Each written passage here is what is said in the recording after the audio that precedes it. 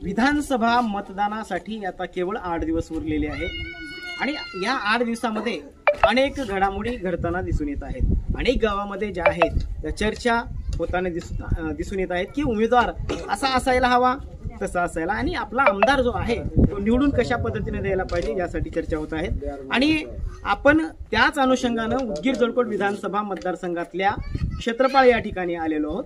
अवघ्या 750 मतदार जे आहेत ते इथं आहेत आणि त्यांच्या काय समस्या आहेत ते जाणून घेणार आहोत. विशेष म्हणजे या गावचं एक वैशिष्ट्य जर सांगायचं झालं तर शेती आणि शेतमजूर या गावामध्ये आहेत आणि त्याच्यावरतीच त्यांचा उदरनिर्वाह अवलंबून असतो. आपल्यासोबत काही नागरिक आहेत, आपण त्यांच्याशी बोलणार आहोत. मला सांगा, विधानसभेच्या निवडणुका लागल्या आहेत, अवघ्या 8 दिवसावरती आता मतदान होणार आहे. काय वाटते, कोण आमदार व्हायला पाहिजे असं तुम्हाला वाटतं आणि काय समस्या आहेत तुमच्या?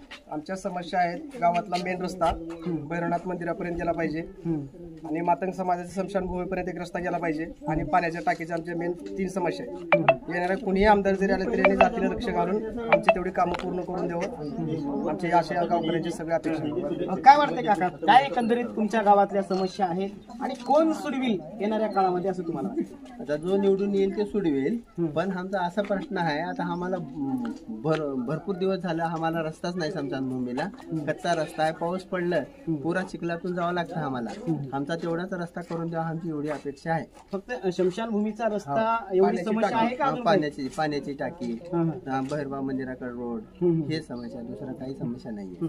मला सांग, तू तरुण आहेस, काय नेमक्या तरुणाच्या समस्या आहेत या गावातल्या आणि काय वाटतंय कोण आमदार होऊन या समस्या सोडविल असं वाटतं?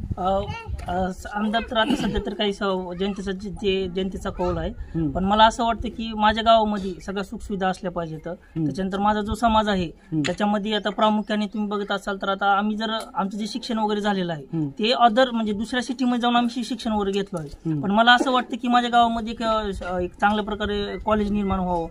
4थी पर्यंतच माझे सध्या आता जे आहे 4थी पर्यंत शाळा आहे, जिल्हा परिषद शाळा. याच्यामध्ये प्रामुख्याने जर तुम्ही बघितलं तर आम्हाला जर पुढचं शिक्षण घेण्यासाठी एकतर उदगीरला जावं लागतं, नाहीतर मग आम्हाला हंगरगेला जावं लागतं चालत. म्हणजे पाऊस वारा सगळ्या समस्यांना आम्ही तोंड देऊन तिथं शिक्षण पूर्ण करतोय. त्याच्यासाठी प्रामुख्याने जे लहान मुलं वगैरे आहेत तिथे एक चांगल्या प्रकारे कॉलेज व्हावं.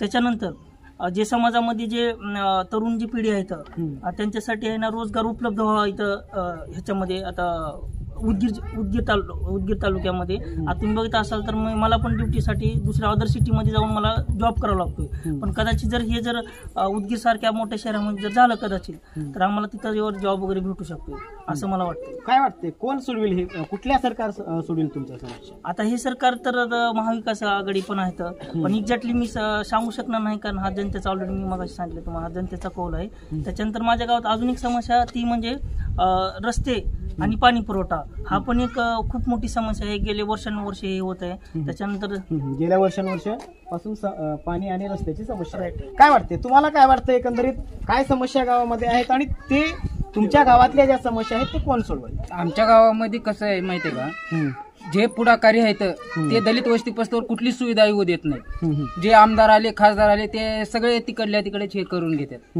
आणि कसं आहे, आता आमच्या गावचे हे झाले होते यादीमध्ये नाव आलेलं देखील वगळवून टाकतात. म्हणजे जे पुढाकारी आहेत त्याने त्यांचे नातेवाईक असल्यामुळे ते तिकडल्या तिकडे सांगून आमच्या गावचे नाव यादीतून देखील वगळावं लागले.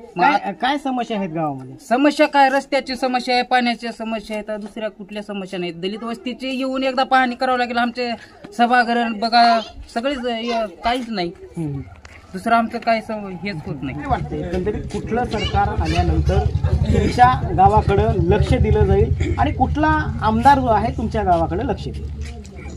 आता तुम्हाला सांगतो, मी पहिलं माझं मतदान 1994 तेव्हापासून मी मतदान करतच आलो. सरकार येत आले, बदलत गेले, सगळं काही होत आलं, पण जो काही विकासाचे जे कार्य आहेत ते एखादेच कार्यकर्ता करू शकतो. सगळ्याच्याने विकासाचे काम होत नसतात. आता त्याच्यामध्ये कसं आहे, आणि त्याला प्रयत्न पण करावं लागते, 2 रुपये घालावं लागते, काढावं लागते, अशा माध्यमातूनच कामं होतात. मग जनतेला काय वाटतंय, वरून किती पैसा येऊ लागला की इकडे किती खाली असं वाटतंय, पण ही चुकीच्या गोष्टी आहेत. हर ठिकाणी 2 रुपये द्यावंच लागते, घ्यावंच लागते, काढावंच लागते आणि खिशातून पैसा घालून कामं करायचं, नंतर आपल्याला घ्यावं लागते. ते झालं. आणि जे आता म्हणतात पाणी हे ते, अख्ख्या लातूर जिल्ह्यामध्ये जर सर्वे केला तर 24 तास पाणी फक्त क्षेत्रफळ गावात आहे. 24 तास सेवा आहे स्टँड पोस्टला आज. हो.